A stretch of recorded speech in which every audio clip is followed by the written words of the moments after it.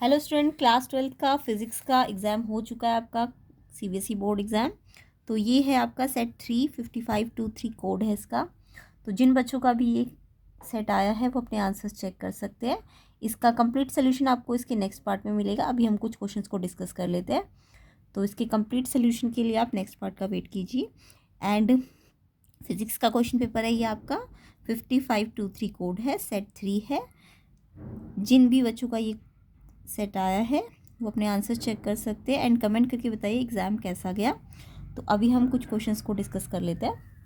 तो जैसे first question था आपका coulomb force F versus 1/r² का ग्राफ था। F आपका वाई एक्सिस में था, 1/r² आपका एक्स एक्सिस में था।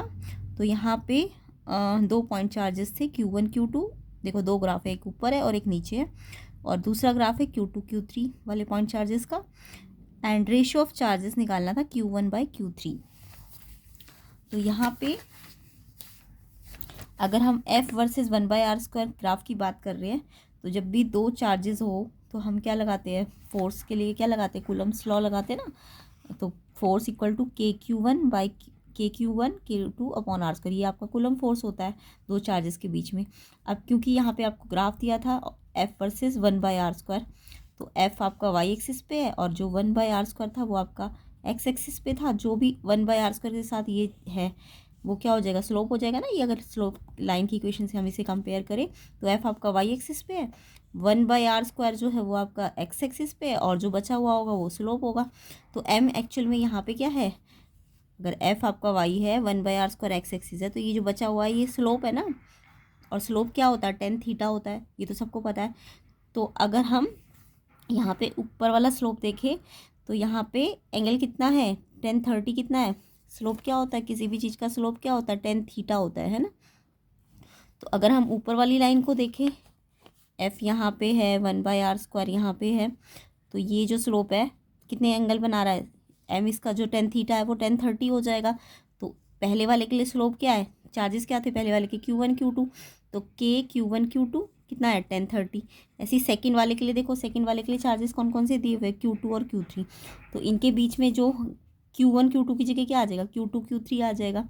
ठीक है, इसका स्लोप क्या हो जाएगा 1060। दोनों को आपको डिवाइड करना था ताकि Q1 और Q3 निकल जाए।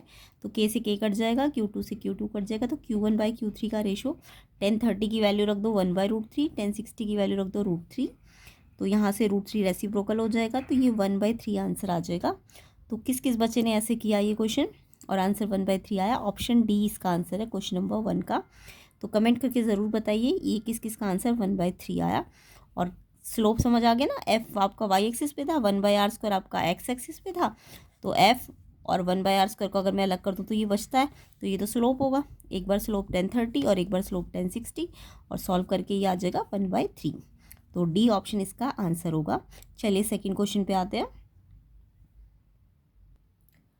तो यहाँ से एक बात और पता चलती है कि जब ऊपर है तो ये स्लोप पॉजिटिव है, तो पॉजिटिव है तो यानी ये Q1 Q2 रिपल्सिव फोर्स लगा रहे हैं ना। और जो ये नीचे वाला ग्राफ है ये Q2 Q3 है, तो ये जब स्लोप नेगेटिव होता है तो M नेगेटिव मतलब स्लोप नेगेटिव, तो अट्रैक्टिव फोर्सेज होते हैं। तो ये आपको पता होना चाहिए। बाकी तो Q1 Q3 का जो रेशो आएगा वो 1/3 आएगा। किस किस बच्चे का ये आंसर आया कमेंट करके बताइए। नेक्स्ट क्वेश्चन पे आते हैं। तो देखिए नेक्स्ट क्वेश्चन था आपका, अ सर्कुलर कॉइल है जिसकी रेडियस 10 सेंटीमीटर दी थी, placed in a magnetic field. Magnetic field की वैल्यू भी आपको वेक्टर वाइज दी थी। अब ये ध्यान रखना ये मिली टेस्ला में, MT मिली टेस्ला में है ये, ठीक है।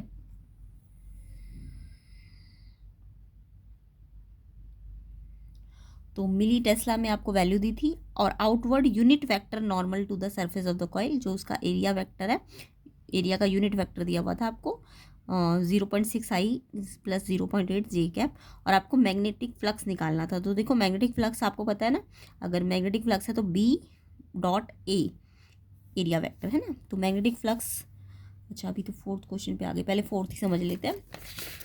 फोर्थ क्वेश्चन क्या है, फ्लक्स क्या है B.A।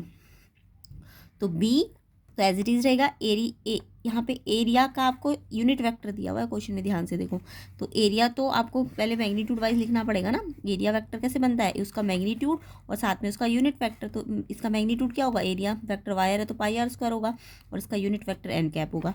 तो पाई की वैल्यू तो 3.14 होती है, रेडियस आपको 10 सेंटीमीटर में दिए तो आप रेडियस का पहले तो देखो ये, तो ध्यान से देखिए, फ्लक्स होता है बी डॉट ए, है ना। अब एरिया वेक्टर क्या है, पाई आर स्क्वायर और उसका यूनिट वेक्टर। तो पाई की वैल्यू रख दी 3.14, रेडियस आपको 10 सेंटीमीटर में दी है, ध्यान से देखो। तो सेंटीमीटर को पहले मीटर में लाओ तभी तो उसकी एसआई यूनिट बनेगी। तो मीटर में लाने के लिए 10⁻−2 हो जाएगा सेंटीमीटर को मीटर में लाने के लिए। और क्योंकि रेडियस 2 बार है तो इस 10⁻−2 को जो रेडियस है एक, वो उसको 2 बार लिखना पड़ेगा आपको। तो सेंटीमीटर में अगर 10 सेंटीमीटर है तो मीटर में क्या हो जाएगा, 10⁻−2 मीटर हो जाएगा ना। और कितनी बार है, 2 बार, तो 2 बार लिखना पड़ेगा आपको। एंड साथ में आपको इस वाले वेक्टर और इसका जो यूनिट वेक्टर है इसका डॉट निकालना है। तो देखो दोनों का डॉट कैसे निकालते हैं, ये तो सबको आता ही होगा। इसके आई वाले स्केलर को इसके आई वाले स्केलर से मल्टीप्लाई करो, 1 को 6 से, तो 1 को 0.6 से मल्टीप्लाई, फिर प्लस, फिर ऐसे ही इसके जे वाले को जे वाले के साथ करो, 0.5 इंटू 0.8, ठीक है। अब ये 5 हिट जब 40, तो 2 के बाद डेसिमल भी लगेगा, 0.4 आ जाएगा, ये 0.6 आ जाएगा, 0.6 और 0.4 आ जाएगा आपका कितना हो जाएगा, 0.6 और 0.4 1 हो जाता है ना। तो 1 तो आप लिखो या मत लिखो। अच्छा ये ध्यान रखो, ये आपको मिली टेस्ला में दिया था तो इसकी पावर 10⁻−3 भी लेनी थी आपको, क्योंकि मिली को क्या करना था, टेस्ला में लाना था। ऐसा यूनिट लेनी ना, टेस्ला लेनी है तो मिली को हटाओ, तो ये लाना पड़ेगा एक्स्ट्रा। इसके अलावा ये रेडियस को मीटर में कन्वर्ट करना है, 2 बार लिखा। तो ये सारे 10 की पावर्स में अगर आप कंफ्यूज जाओगे तो आंसर गलत हो जाएगा, ऑप्शन गलत हो जाएगा, क्योंकि बहुत क्लोज ऑप्शन थे। तो यानी कि ये 10⁻⁻4 और -3, 10⁻4 और -3 कितना हो जाएगा, 10⁻7 हो जाएगा, है ना। तो ये अभी आंसर किस में आएगा, ये जो फ्लक्स आया ये वेबर में आया है। तो मैंने क्या किया, इसको मीटर स्क्वायर में बदल दिया और इसको मिली टेस्ला से टेस्ला में बदल दिया, तो फ्लक्स किस में आ गया, वेबर में। तो ये कितना आया हमारा 3.4 10⁻⁻7 वेबर। बट क्वेश्चन में जो ऑप्शन दिए वो माइक्रो वेबर के दिए थे, तो माइक्रो वेबर में थे सारे ऑप्शंस। तो आपको क्या करना था, माइक्रो जो वेबर में आया है आपका, वेबर में क्या करा हमने, पहले इसको मीटर में बदला है और आपको ये जो मिली टेस्ला में दिया था इसको टेस्ला में बदला, तो ये वेबर में आया। वेबर को माइक्रो वेबर में बदलने के लिए 10⁻6 से मल्टीप्लाई करना है ना, क्योंकि बड़ी यूनिट से छोटी पे जा रहे तो मल्टीप्लाई करो। तो यहाँ पे 10⁻7 इंटू 10⁻6, एक माइनस की पावर बचेगी और यहाँ 2 डेसिमल हटे और ये 10 की -1 है तो ये 1 0 नीचे चला गया, 1 2 3, यानी 3 नंबर के बाद डेसिमल, तो 0.1314 माइक्रो वेबर आएगा। तो बहुत सारे बच्चे इसमें कंफ्यूज हो गए होंगे क्योंकि कन्वर्जन बहुत सारे थे। तो माइक्रो वेबर किस का आंसर आया, 0.314, यानी कि इसका जो करेक्ट ऑप्शन है क्वेश्चन नंबर 4 का वो ऑप्शन ए है। अभी हम सेकंड थर्ड भी डिस्कस करेंगे, बट मैंने पहले फोर्थ बता दिया, तो इसका ऑप्शन ए आंसर है करेक्ट, ठीक है। तो ये कन्वर्जन सारे मैंने आपको बता दिए कैसे करने थे। तो किस किस बच्चे का ये आंसर आया कमेंट करके बताइए। अच्छा, सारे सेट्स के आपको सोल्यूशन मिल जाएंगे। अपने सेट आप चाहो तो टेलीग्राम लिंक पे भेज सकते हो, चैनल के पेज पे आपको टेलीग्राम का लिंक मिल जाएगा। तो अपने क्वेश्चन पेपर को आप टेलीग्राम के लिंक पे भेज सकते हो, ठीक है। चलिए आगे क्वेश्चन देख लेते हैं। क्वेश्चन नंबर फर्स्ट हो गया हमारा, 4th 5th 6th 7th। अच्छा, क्वेश्चन 2 3 भी करा देती हूँ मैं आपको।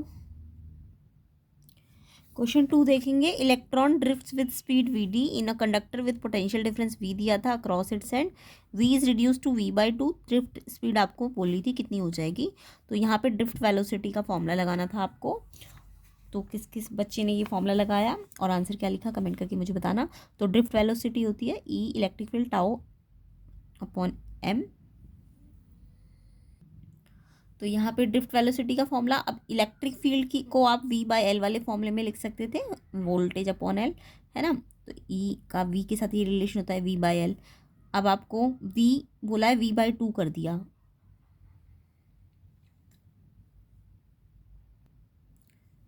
तो अगर v को v/2 कर दिया जाए तो जो न्यू ड्रिफ्ट होगी वो, देखो इसके साथ डायरेक्ट रिलेशन है ना v का, ड्रिफ्ट वेलोसिटी का v से, v पोटेंशियल डिफरेंस से डायरेक्ट रिलेशन होता है। तो अगर इसे आधा किया तो आपकी ड्रिफ्ट वेलोसिटी भी पुराने की आधी हो जाएगी, यानी कि ऑप्शन ए इसका आंसर हो जाएगा।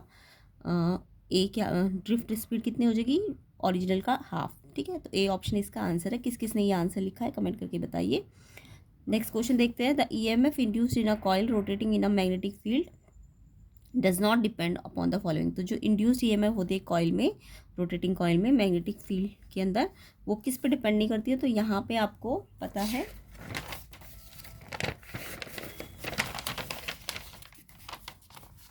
जो आपका इंड्यूस्ड ईएमएफ होता है ई नॉट साइन ओमेगा टी होता है, जिसमें ई नॉट होता है BAN ओमेगा। तो ये बी पे भी डिपेंड करती है, एरिया पे भी डिपेंड करती है, एन पे भी डिपेंड करती है, ओमेगा पे भी। तो किस चीज़ पे डिपेंड नहीं करती है, रेजिस्टेंस ऑफ कॉइल पे ये डिपेंड नहीं करेगी। तो यहाँ पे एरिया पे भी कर रही है, नंबर ऑफ टर्न्स पे भी कर रही है, एंगुलर स्पीड पे भी कर रही है, बट रेजिस्टेंस पे डिपेंड नहीं कर रही, नॉट डिपेंड। तो रेजिस्टेंस इसका आंसर था बी ऑप्शन। तो किस किस बच्चे ने ये आंसर लिखा है रेजिस्टेंस, कमेंट करके ज़रूर बताइए। फोर्थ क्वेश्चन मैंने डिस्कस कर लिया, बी, और आपको यूनिट एरिया वेक्टर दिया था, तो आपको मैंने ए ऑप्शन इसका आंसर बता दिया सॉल्व करके। ठीक है, कंप्लीट डिटेल सोल्यूशन के साथ। फिफ्थ को देख लेते हैं, which of the following quantity remain same in primary and secondary coil of an ideal transformer. तो यहाँ पे आइडियल ट्रांसफार्मर में कौन कौन सी क्वांटिटी है जो सेम रहती है, करंट सेम रहेगा, वोल्टेज सेम रहेगा, पावर की मैग्नेटिक फ्लक्स। तो अगर आपको आइडियल ट्रांसफार्मर के बारे में पता हो तो उसका जो इफ़िशियंसी होती है वो 100% होती है। इसके अलावा जितनी इनपुट पावर होती है उतनी आउटपुट पावर होती है, ये आइडियल ट्रांसफार्मर के केस में। तो यानी कि पावर अगर सेम है तो यानी देखो करंट तो वोल्टेज तो ट्रांसफार्मर क्या करता है, स्टेप अप और स्टेप डाउन करता है।